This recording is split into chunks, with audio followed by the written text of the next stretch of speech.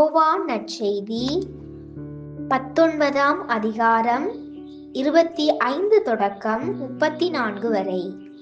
சிலுவை அருகில் இயேசுவின் தாயும் தாயின் சகோதரியும் குளோப்பாவின் மனைவியுமான மரியாவும் மகதலா மரியாவும் நின்று கொண்டிருந்தனர்.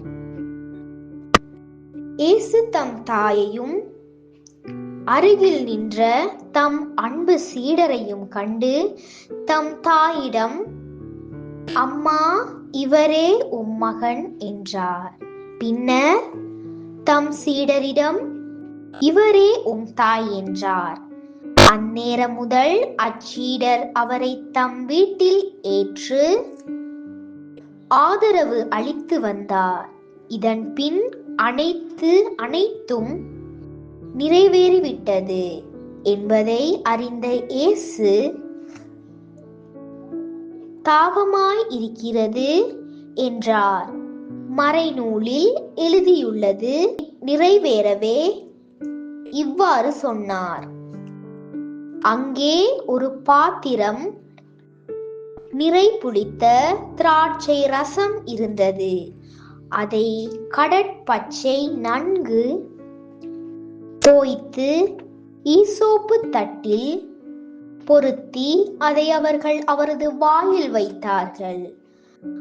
அந்த ரசத்தை குடித்ததும் இயேசு, எல்லாம் நிறைவேறிற்று என்று கூறி தலை சாய்த்து ஆவியை ஒப்படைத்தார்.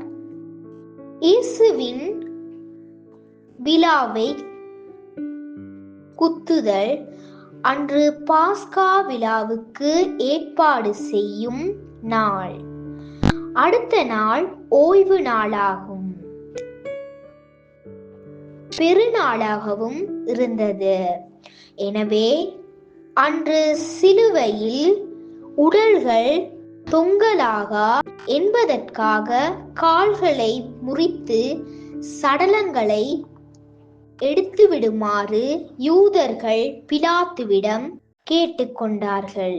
ஆகவே படை வீரர் வந்து இயேசுவோடு சிலுவையில் அறையப்பட்டிருந்தவருள் ஒருவருடைய கால்களை முதலில் முறித்தார்கள்.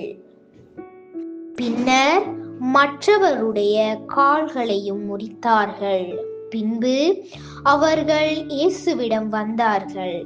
அவர் ஏற்கனவே இறந்து போயிருந்ததை கண்டு அவருடைய கால்களை முறிக்கவில்லை.